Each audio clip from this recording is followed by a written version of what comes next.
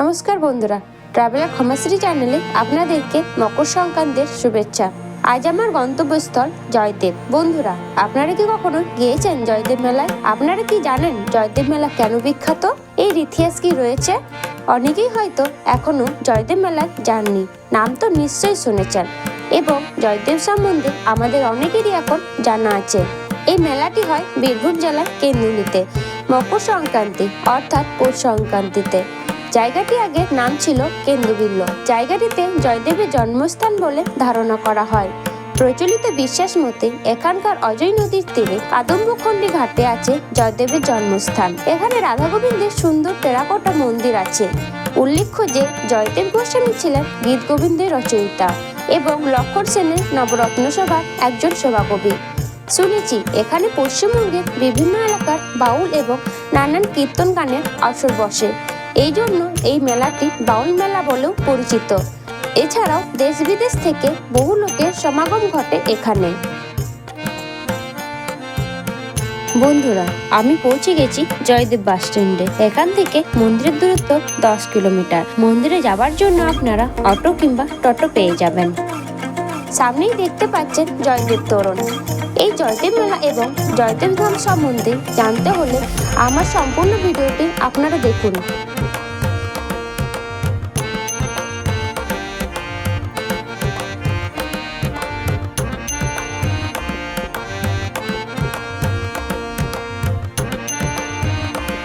চলুন বন্ধুরা, মন্দিরের ভেতরে প্রবেশ করি।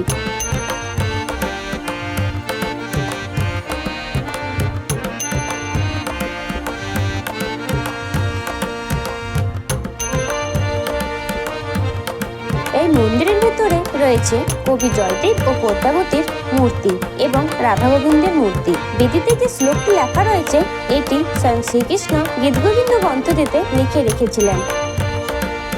তো বন্ধুরা, প্রথমে আমরা জেনে নেব জয়দেব কে ছিলেন এবং কেন বিখ্যাত। তো চলুন জেনে নেওয়া যাক। ভগবান চৈতন্যের আবির্ভাবে প্রায় 300 বছর আগে জয়দেব গোস্বামী নামে একজন মহান বাঙালি কবি জন্মগ্রহণ করেছিলেন পশ্চিমবঙ্গের বীরভূম জেলায়। জয়দেব গোস্বামী 15 শতকে শ্রী ভোজাদের এবং শ্রীমতী বামাদেবী গৃহে জন্মগ্রহণ করেন। কবি জয়দেব খুবই অল্প বয়সে তার মা বাবাকে হারিয়েছিলেন। শৈশবকাল থেকেই জয়দেব বস্তুগত জীবনের প্রতি সম্পূর্ণরূপে বিচ্ছিন্ন ছিলেন এবং শ্রীকৃষ্ণের প্রতি ভক্তি সর্বোচ্চ লক্ষণ প্রদর্শন করেছিলেন। তিনি সংস্কৃত লিখতে শুরু করেন এবং শীঘ্রই এই বিষয়ে দক্ষতা অর্জন করেন। জয়দেবের বিখ্যাত রচনা গীত গোবিন্দ থেকে আমরা বুঝতে পারি যে তিনি বাংলার তৎকালীন শাসক রাজা লক্ষণ সেনের দরবারে সভাকবি হিসাবে কাজ করেছিলেন। তখন বাংলা সেন রাজাদের আদিবসতি বীরভূমে ছিল বলে বিভিন্ন সূত্রে উল্লেখ আছে। বীরভূমে সেন পাহাড়ি নামক একটি জায়গা যা কেন্দুলি থেকে বেশি দূরে নয়। এখানে সেন রাজাদের প্রাসাদ ছিল আর এখান থেকেই তারা একসময় শাসন করত। এই রাজপ্রাসাদের ধ্বংসাবশেষ আজও দৃশ্যমান। তাই এখান থেকে খুব সহজেই উপলব্ধি করা যায় যে রাজা লক্ষণ সেন এবং কবি জয়দেব তাদের আদিকাল থেকে কেন্দুলিতে একে অপরের সাথে পরিচিত ছিলেন। যদিও পরে জয়দেব নবদ্বীপে চলে যান। সেখানে লক্ষণ সেনের সদর দপ্তর ছিল নবদ্বীপে অবস্থিত চম্পাহাটি স্থানে, যেখানে লক্ষণ সেন জয়দেবের বসবাসের জন্য একটি কুঁড়েঘর নির্মাণ করেন। মায়াপুরের রাজার প্রাসাদের তুলনায় জয়দেব চম্পাহাটির নির্মল পরিবেশে গঙ্গার পাড়ে থাকতেই পছন্দ করতেন। এই চম্পাহাটিতে তার প্রিয় শ্রীকৃষ্ণ একবার তাকে ভগবান হরগৌরী রূপে দর্শন দিয়েছিলেন এবং প্রকাশ করেছিলেন কিভাবে তিনি পরবর্তীকালে সংকীর্তন আন্দোলনের উদ্বোধন করতে নবদ্বীপ ধামে উপস্থিত হবেন। শ্রীকৃষ্ণের এই অবতারকে আমরা চৈতন্য মহাপ্রভু নামে জানি।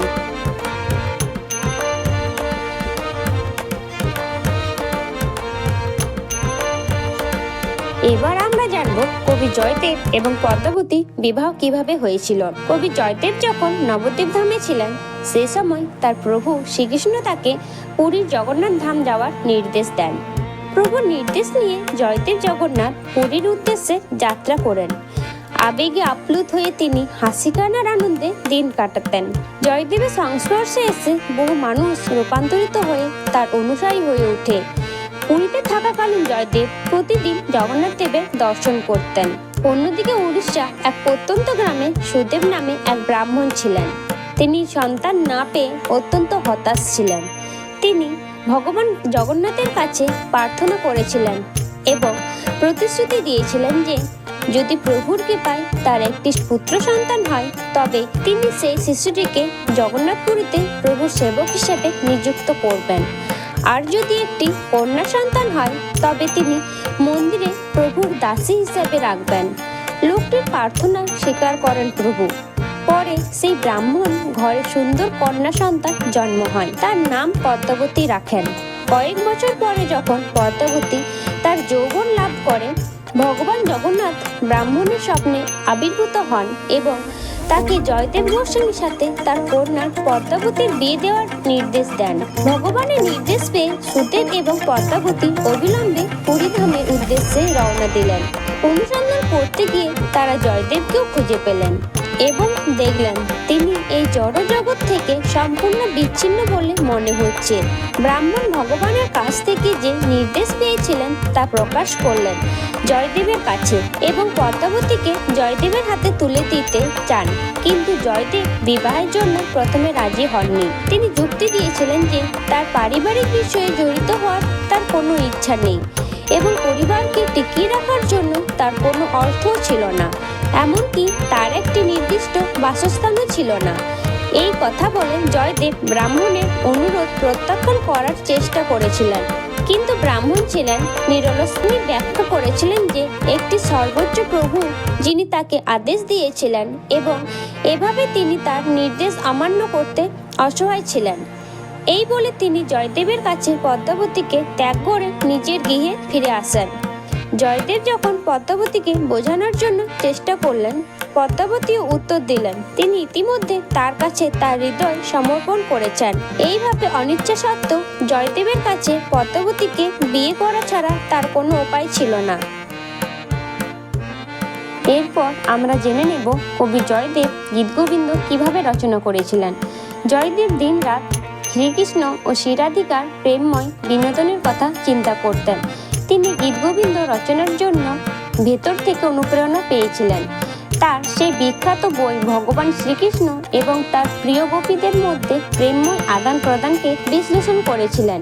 জয়দেব গীতগোবিন্দ রচনা করতে শুরু করেছিলেন এবং লেখার সময় তিনি তার রচনাকে বিভিন্ন ভাব ও রস দিয়ে সাজিয়েছিলেন, যা ভক্তিপ্রেমের সর্বোচ্চ লক্ষণগুলিকে চিহ্নিত করে। কিন্তু কৃষ্ণ যখন রাধাকে একা রেখে চলে যান মথুরা, সেই সময় রাধারানী বিচলিত হয়ে পড়েছিলেন। সেই সব বিনোদনের বর্ণনা দিতে গিয়ে জয়দেব গভীর চিন্তায় হারিয়ে গেলেন। জয়দেব তার পরবর্তী শ্লোক লেখার সাহস জোগাড় করতে পারেননি। সেখানে শ্রীকৃষ্ণ রাধারানীকে শান্ত করার চেষ্টা করবেন এবং তার ভক্তের পায়ে আত্মসমর্পণ করে ক্ষমা ভিক্ষা করবেন। সে কিভাবে এমন কিছু লিখতে পারে? জয়দেব ভাবল। এভাবে চিন্তা করে তিনি একটি বিরতি নেওয়ার সিদ্ধান্ত নিলেন এবং স্নানের উদ্দেশ্যে রওনা দিলেন। পদ্মাবতীকে জানিয়ে জয়দেব বাড়ি থেকে চলে গেলেন। এরপরে ঘটে এক চমৎকার ঘটনা। ইতিমধ্যে তার দ্বিধা বুঝতে পেরে প্রভু শ্রীকৃষ্ণ স্বয়ং জয়দেবের ছদ্মবেশে উপস্থিত হয়ে তার ঘরে প্রবেশ করে। জয়দেবকে এত তাড়াতাড়ি ফিরে আসতে দেখে পদ্মাবতী একটু অবাক হলেন এবং স্বামীকে জিজ্ঞাসা করলেন, আপনি এত তাড়াতাড়ি স্নান করে চলে এলেন? জয়দেব ছদ্মবেশে ভগবান শ্রীকৃষ্ণ উত্তর দিলেন তিনি দুটো শ্লোকের অবশিষ্ট অংশ শেষ করতে চেয়েছিলেন এবং তাই তিনি ফিরে এলেন। তিনি পদ্মাবতীকে তার পাণ্ডুলিপি হস্তান্তর করতে এবং দুপুরে খাবার পরিবেশন করতে বলেছিলেন। জয়দেবের পাণ্ডুলিপি পাওয়ার পর ভগবান এতে নিম্নলিখিত শ্লোকটি যোগ করেন, দেহি পদ পল্লব মোদারম, যার অর্থ শ্রীকৃষ্ণ রাধার পদ্মে পায়ে মাথা নত করলেন। এইভাবে শ্রীকৃষ্ণ জয়দেবের দ্বিধা নিদর্শন করেন এবং বিশ্বের কাছে প্রমাণ করেন যে যদিও তিনি পরম গুরু, তবুও তিনি স্বেচ্ছায় বৃত্তের পদ গ্রহণ করেন যখন এটি তার ভক্তদের সাথে প্রতিদানের চিত্র আছে। এইভাবে শ্লোক সম্পূর্ণ হলো।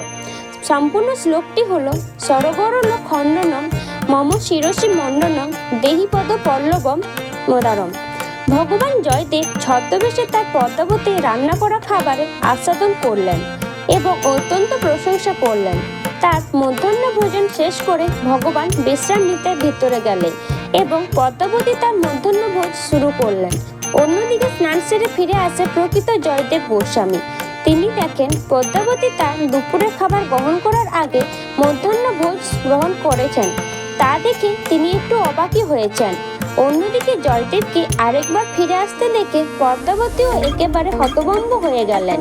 তিনি এখন বিভ্রান্ত ছিলেন যে তার প্রকৃত স্বামীকে, যিনি ভেতরে বিশ্রাম নিচ্ছেন না যিনি এইমাত্র ফিরে এসেছেন। এরপর জয়দেব তার স্ত্রীর কাছ থেকে সম্পূর্ণ ঘটনাটি শুনে তার পাণ্ডুলিপিতে পরিবর্তন করাগুলি দেখতে চেয়েছিলেন। শ্লোকের শেষে দেহিপদ পল্লবম মুদারম যোগ করা দেখে জয়দেব বুঝতে পারলেন যে স্বয়ং পরমেশ্বর ভগবান শ্রীকৃষ্ণ তিনি তার করণীয় করুণা থেকে এই সমস্ত বিনোদন প্রকাশ করেছেন। তিনি বুঝতে পেরেছিলেন যে ভগবান শ্রীকৃষ্ণ তার ছদ্মবেশে আসার ব্যাখ্যা নিয়েছিলেন কেবল এই শব্দগুলি লিখতে, যা তিনি লিখতে দ্বিধা করছিলেন। তাদের সৌভাগ্য উপলব্ধ করে জয়দেব এবং পদ্মাবতী আনন্দে আত্মহারা হয়েছিলেন আর একসাথে প্রভুর থালায় রেখে যাওয়া মহাপ্রসাদের অবশিষ্ট অংশ গ্রহণ করেন। শীঘ্রই জয়দেব তার গীতগোবিন্দ সম্পূর্ণ করেন এবং বইটি ভগবান জগন্নাথকে উৎসর্গ করেন।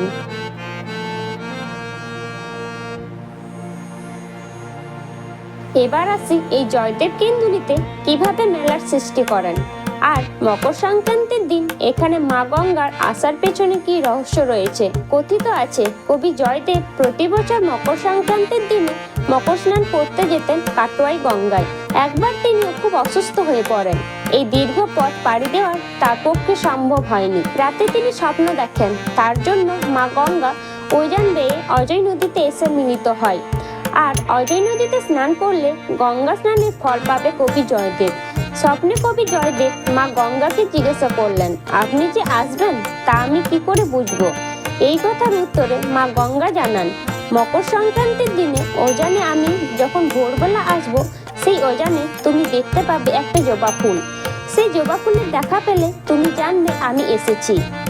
এই কাহিনী বিস্তারে মকর সংক্রান্তির দিন কেন্দুলি মেলাকে বাঙালি উৎসব করেছেন কবি জয়দেব। কেন্দুলি জয়দেব মেলা সম্ভবত পশ্চিমবঙ্গের একমাত্র মেলা যেখানে সমাজের বিভিন্ন শ্রেণীর মানুষ এক বিচিত্র সমাবেশ ঘটে। বিশেষত সমাজে বৃদ্ধজনের উপস্থিতি এখানে লক্ষ্য করার মতো। জেলা তো বটে, এমনকি রাজ্যের অন্যান্য অংশের সঙ্গেও কলকাতা সাহিত্যিক গবেষক, অধ্যাপক, সাংবাদিক, লোকশিল্প বিশারদ, শিল্পী, সমালোচকদের আনাগোনা এই মেলায়। এই ছিল জয়দেব ও পদ্মাবতীর সম্পূর্ণ ইতিহাস। বন্ধুরা, ভিডিওটি এখানেই শেষ করলাম।